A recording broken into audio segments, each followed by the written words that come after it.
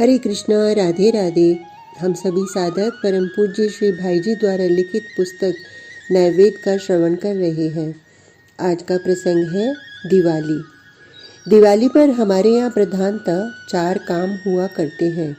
घर का कूड़ा कचरा निकालकर घर को साफ करना, सजाना, कोई नई चीज़ खरीदना, खूब रोशनी करना और श्री लक्ष्मी जी का आवाहन व पूजा करना। काम चारों ही आवश्यक है। इसमें यदि परिवर्तन कर दिया जाए तो दिवाली का महोत्सव 12 महीने न आकर नित्य ही बना रहे और कभी इससे उबेंगे भी नहीं। बिना रुपए पैसे के खर्च करके यह महोत्सव कैसे बना रहेगा और उसकी रौनक भी खूब बड़ी चढ़ी रहेगी। अब तो इस बात को जानने की उत्कंठा सभी के मन में होनी चाहिए। दिवाली पर हम कूड़ा निकालते हैं, परंतु निकालते हैं केवल बाहर का ही। भीतर का कूड़ा ज्यों का त्यों भरा रहता है, जिसमें गंदगी दिनों दिन बढ़ती ही रहती है। वह कूड़ा रहता है भीतर घर में, शरीर के अंदर, मन में। कूड़े के कई नाम हैं: काम, क्रोध, लोभ, अभिमान, मद, वैर, ईर्ष्या, द्वेष, घृणा। ये प्रधान नाम हैं। इन सब में प्रधान 3 हैं: काम, क्रोध और लोभ। इनको साथियों सहित झाड़ू से झाड़ बुहार कर बाहर निकालकर जला देना चाहिए। कूड़े कचरे में आग लगा देना अच्छा हुआ करता है। इसके बाद घर सजाने की बात रही। हम लोग केवल ऊपरी सजावट करते हैं, जिसके बिगड़ने और नाश होने में देर नहीं लगती। सच्ची सजावट तो वह है घर को दैवी संपदा के सुंदर सुंदर पदार्थों से सजाना। इनमें अहिंसा, सत्य, ब्रह्मचर्य, दया, शौच, मैत्री, प्रेम, नम्रता, निरअभिमानिता, स्वाध्याय आदि मुख्य हैं। हमारी धारणा है कि साफ सजे हुए घर में लक्ष्मी देवी आती है। ये बात तो ठीक है, परंतु ये ठहरती क्यों नहीं? इसके लिए हमारी सफाई और सजावट केवल बाहरी होती है और फिर वे ठहरी भी तो चंचला। उन्हें बांध रखने का कोई साधन हमारे पास नहीं है। हाँ, एक उपाय है जिससे वह सदा के लिए ठहर सकती हैं। हमारे मना करने पर भी हमारे पीछे पीछे डोल सकती हैं। उसका उपाय है उनके पति श्री नारायण देव को वश में करके भीतर से भीतर गुप्त मंदिरों में बंद कर रखना। फिर तो अपने पतिदेव के चारों चरण चुम्बन करने के लिए उन्हें नित्य आना ही पड़ेगा। हम द्वार बंद करेंगे तब भी वह आना चाहेंगी, जबरदस्ती घर में घुसेंगी, किसी भी प्रकार से पिंड नहीं छोड़ेंगी। इतनी माया फैलाएंगी कि जिससे शायद हमें तंग आकर उनके स्वामी से शिकायत करनी पड़ेगी। और देवी जी जाएंगी ही नहीं, छिपकर रहेंगी। पति को छोड़कर जाएं भी तो कहाँ। चंचला तो बहुत है, परंतु है परम पतिव्रता शिरोमणि। स्वामी के चरणों में तो अचल होकर ही रहती हैं। फिर श्री के रूप में वे सदा निवास करेंगी।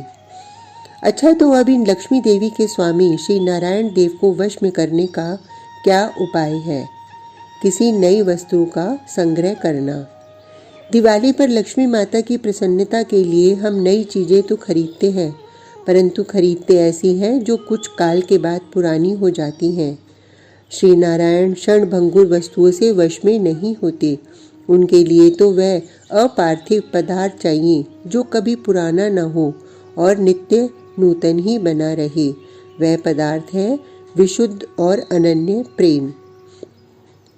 इस प्रेम से परमात्मा नारायण तुरंत वश में हो जाते हैं। जहाँ नारायण वश में होकर पधारे कि फिर हमारे सारे घर में परम प्रकाश अपने आप छा जाता है। दिव्य अति दिव्य प्रकाश का अगाध समुद्र उनके अंदर ही तो भरा है। हम टिमटिमाते हुए दीपकों की ज्योति के प्रकाश में लक्ष्मी देवी को बुलाते हैं तो आजकल की बिजली की रोशनी कर देते हैं, परंतु ये प्रकाश कितनी देर का? सूर्य के सामने जुगनू की तरह 2 पौड़ी का। श्री नारायण देव तो प्रकाश के अधिष्ठान हैं।